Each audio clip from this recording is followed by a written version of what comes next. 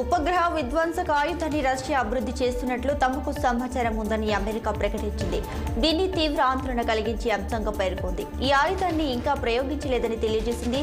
ప్రస్తుతానికైతే ఎలాంటి ముప్పు లేదని శ్వేత సౌధం ప్రతినిధి జాన్ కిర్బీ స్పష్టం చేశారు. రష్యా రహస్యంగా ఓ కీలక ఆయుధాన్ని అభివృద్ధి చేస్తున్నట్టు సమాచారం అమెరికన్ ఇంటెలిజెన్స్ వద్ద ఉందని ఇటీవల వార్తలు వచ్చాయి. ఇక దీనిపై నిజాలను బయటపెట్టాలని అధ్యక్షుడు బైడెన్ యంత్రాంగాన్ని ప్రతినిధుల సభ intelligence committee chairman Mike Turner బుధవారం డిమాండ్ చేశారు. దాని పర్యవసనాలను ప్రజలకు వెల్లడించాలని కోరారు. ఈ నేపథ్యంలో ఆ వార్తల్ని శ్వేత సౌధం గురువారం ధృవీకరించింది. అయితే ప్రస్తుతానికి ఇంతకు మించి సమాచారాన్ని వెల్లడించలేమని తెలియజేసింది.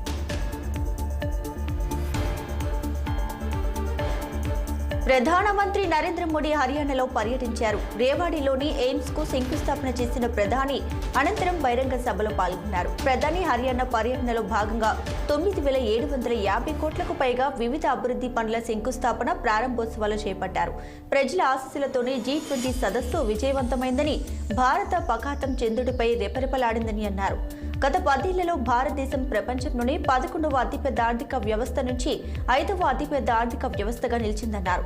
రాబోయే రోజుల్లో ఇండియాను 3వ అతిపెద్ద ఆర్థిక వ్యవస్థగా నిలబెట్టేందుకు మీ అందరి సహకారం కావాలని కోరారు. యావత్ దేశ ప్రజలు అయోధ్యలో భవ్య రామాలయం కోరుకున్నారని, ఇవాళ రామాలయంలో రామ్లల్లను ప్రజలంతా తిలకిస్తున్నారని ప్రధాని చెప్పారు. రామాలయం అనేది ఊహలకే పరిమితమైన భావిస్తూ ఎన్నడూ రామాలయ నిర్మాణం కోరుకొని కాంగ్రెస్ వాళ్ళు కూడా ఈనాడు జై శ్రీరామ్ నినాదాలు చేస్తున్నారంటూ పేర్కొన్నారు. ఢిల్లీ లిక్కర్ స్కామ్ కేసులో ఎమ్మెల్సీ కల్వకుంట్ల కవిత వేసిన పిటిషన్పై విచారణను సుప్రీంకోర్టు వాయిదా వేసింది. ఫిబ్రవరి 28న విచారణను చేపట్టనున్నట్లు ధర్మాసనం వెల్లడించింది. నళిని చిదంబరం, అభిషేక్ బెనర్జీ దాఖలు చేసిన పిటిషన్లతో కాకుండా కవిత పిటిషన్ ప్రత్యేకంగా విచారిస్తామని తెలియజేసింది. ఇక లిక్కర్ కేసులో ఈడీ ఇచ్చిన నోటీసులను కవిత గత ఏడాది సుప్రీంకోర్టు సవాల్ చేశారు. తనపై ఈడీ ఎలాంటి చర్యలు తీసుకోకుండా ఆదేశించాలని సుప్రీంకోర్టును కోరారు. ఈ పిటిషన్ను పరిశీలించిన జస్టిస్ బేలా ఎం త్రివేది, జస్టిస్ పంకజ్ మిఠాల బెంచ్ ఈ మేరకు వ్యాఖ్యలు చేసింది. అయితే సుప్రీంకోర్టులో మహిళల ఈడీ విచారణ పెండింగ్లో ఉండటంతో లిక్కర్ కేసులో ఈడీ నోటీసులకు కవిత గైహాజరవుతున్నారు.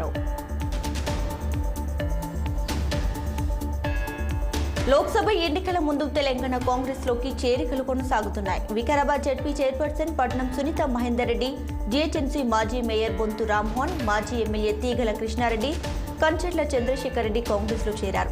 గాంధీ భవన్ లో పార్టీ రాష్ట్ర వ్యవహారాల ఇన్ఛార్జ్ దీపదాస్ మున్షి వారికి కండువ కప్పి ఆహ్వానించారు.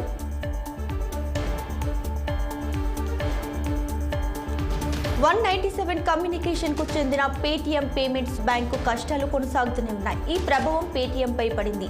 ఆర్బీఐ ఆంక్షల నేపథ్యంలో తాజాగా జాతీయ రహదారుల ప్రాధికార సంస్థ తరపున టోల్ రుసుమును వసూలు చేసే భారతీయ రహదారుల నిర్వహణ సంస్థ ఫాస్టాగ్ జారీ చేసే అధికృత బ్యాంక్ లిస్ట్ నుంచి పేటీఎం పేమెంట్స్ బ్యాంక్ తొలగించింది.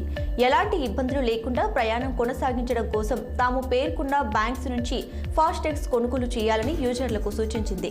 ఐహెచ్ఎంసీఎల్ పేర్కొన్న బ్యాంకుల జాబితాలో Airtel payments bank, bank of Baroda, Allahabad bank, HDFC bank, IDBI bank, ICICI bank, Punjab national bank సహా state bank of India, yes bank సహా మొత్తం 32 బ్యాంకులు ఉన్నాయి.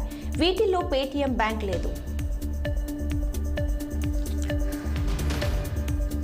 ఏపీ ప్రభుత్వం ఉన్నత విద్యా రంగంలో కీలక ఒప్పందం చేసుకుంది. ప్రముఖ విద్యా పోర్టల్ ఎడెక్స్ తో ఒప్పందం కుదుర్చుకుంది. సీఎం క్యాంపు కార్యాలయంలో ఏపీ విద్యాశాఖ ఒప్పందంపై సంతకం చేసింది. ఈ ఎంఓయూకి సీఎం జగన్ అధ్యక్షత వహించి మాట్లాడారు. ఆంధ్రప్రదేశ్ రాష్ట్రంలో విద్యారంగం చరిత్రలో ఇదొక సువర్ణ అధ్యాయంగా నిలిచిపోతుందని చెప్పారు. రైట్ టు ఎడ్యుకేషన్ అన్నది పాత విధానం, నాణ్యమైన విద్య అన్నది హక్కు, ఇది కొత్త నినాదమని చెప్పారు. ఇక నాణ్యమైన విద్యను అందించడంలో మనం వెనుకబడితే మిగతా వాళ్ళు మనల్ని దాటి ముందుకు వెళ్లిపోతారని, ఈ దేశంలో ఉన్నవారితో కాదు మన పోటీ ప్రపంచంతో మనం పోటీ పడుతున్నామని జగన్ అన్నారు.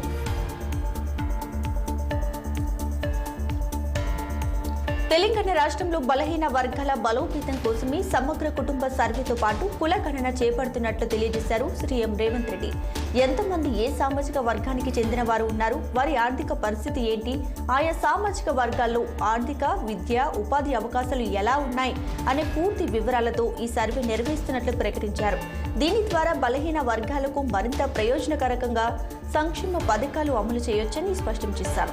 కేసీఆర్ ప్రభుత్వ హయాంలో చేసిన సమగ్ర కుటుంబ సర్వే వివరాలు 10 ఏళ్లు దాటినా బయటపడలేదని 10 ఏళ్లుగా దాచుకున్నారంటూ ఎద్దేవా చేశారు.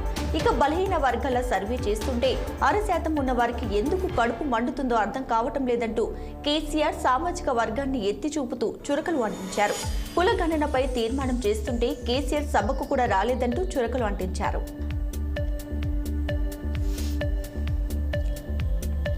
Hyderabad women's cricket team coach Jayasimha మహిళా క్రికెటర్ల ముందే మద్యం సేవించిన వీడియో ప్రస్తుతం సోషల్ మీడియాలో చక్కర్లు కొడుతుంది.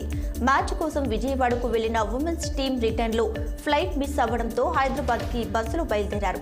బస్సులో ఉన్న మహిళల ముందే కోచ్ మద్యం సేవించడంతో క్రికెటర్లు అడ్డు చెప్పారు. దీంతో ఆగ్రహానికి గురైన కోచ్ వారిని బండబూతులు తిడుతూ టీం నుంచి తప్పిస్తానను కోచ్ బెదిరించడంతో వారు హెచ్సీఏలో ఫిర్యాదు చేశారు.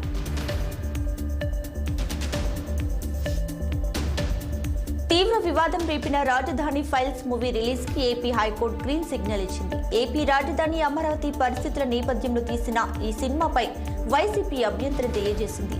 సీఎం జగన్ ఏపీ ప్రభుత్వ పరువును దిగజార్చేందుకు ఈ మూవీని తీశారంటూ వైసీపీ రాష్ట్ర ప్రధాన కార్యదర్శి లేళ్ల అప్పారెడ్డి హైకోర్టును ఆశ్రయించారు. గత ఏడాది డిసెంబర్ 18న ఆయన ఉన్నత న్యాయస్థానంలో పిటిషన్ వేశారు. అప్పిరెడ్డి దాఖలు చేసిన పిటిషన్పై ఫిబ్రవరి 13న హైకోర్టులో విచారణ జరిగింది. సినిమా ప్రదర్శన తాత్కాలికంగా నిలిపివేయాలంటూ గురువారం హైకోర్టు మధ్యంతర ఉత్తర్వులు ఇచ్చింది. తాజాగా రాజధాని ఫైల్స్ మూవీపై హైకోర్టులో తిరిగి వాదనలు జరిగాయి. ఇక ఇరు పక్షాల వాదనలు విన్న ఏపీ హైకోర్టు సినిమా విడుదలకు గ్రీన్ సిగ్నల్ ఇచ్చింది. ఎంపీ సత్యనారాయణ కీలక వ్యాఖ్యలు చేశారు. రంగాన్ని చంపిన వ్యక్తి వెలగపూడి అని ఇప్పుడు ఆయన చేసిన కామెంట్స్ కలకలం సృష్టిస్తున్నాయి. ఎమ్మెల్సీ వంశీ ఒక దొంగ అని ఆగ్రహాన్ని వ్యక్తం చేశారు. రంగాన్ని చంపి పారిపోయి విశాఖ వచ్చిన వ్యక్తి వెలగపూడి అని చెప్పారు. కాపుల ఓట్ల కోసం పవన్ ఫోటో పెట్టుకుని తిరుగుతున్నారని ఆరోపించారు. రంగాను వెలగపూడి ఎలా చంపారో పూర్తి ఆధారాలతో బయట పెడతానన్నారు. ఇక రాష్ట్ర ప్రభుత్వం ప్రవేశపెట్టిన ట్రాఫిక్ చలాన్ల రాయితీ గడువు ముగిసింది. గత ఏడాది డిసెంబర్ 26 నుండి అమల్లోకి వచ్చిన ట్రాఫిక్ చలాన్లపై నిన్నటితో గడువు ముగిసింది. దీనికి సంబంధించిన 1.67 కోట్ల చలాన్లకు 150 కోట్లు వసూలైనట్లు ప్రభుత్వం వెల్లడించింది. అత్యధికంగా హైదరాబాద్ కమిషనరేట్ పరిధిలో 37.14 కోట్లు వసూలవ్వగా అత్యల్పంగా ములుగు జిల్లాలో 19.15 లక్షలు వసూలైనట్లు పేర్కొన్నారు. మొత్తం పెండింగ్ చలాన్లలో 46.36% మాత్రమే క్లియర్ అయినట్లు తెలియజేసింది. దేశవ్యాప్త సమ్మెలో భాగంగా జీవో నెంబర్ 106ని రద్దు చేయాలంటూ కర్నూలులో డ్రైవర్లు జాతీయ రహదారిపై సమ్మె నిర్వహించారు. కేంద్ర రాష్ట్ర ప్రభుత్వ విధానాల వల్ల రవాణా రంగం దివాలా తీస్తుందని ఆందోళన వ్యక్తం చేశారు. కేంద్ర ప్రభుత్వం చట్టాల వల్ల ఏదైనా రోడ్డు ప్రమాదం జరిగితే డ్రైవర్లకు 10 సంవత్సరాల జైలు శిక్షతో పాటు 7 నుంచి 10 లక్షల రూపాయలు జరిమానా విధించారని డ్రైవర్లు ఆగ్రహాన్ని వ్యక్తం చేశారు. కేంద్ర ప్రభుత్వం చట్ట వ్యతిరేకంగా చట్టాలను రూపొందిస్తే సీఎం జగన్ మద్దతు ఇవ్వడం దారుణమని వారు తెలియజేశారు.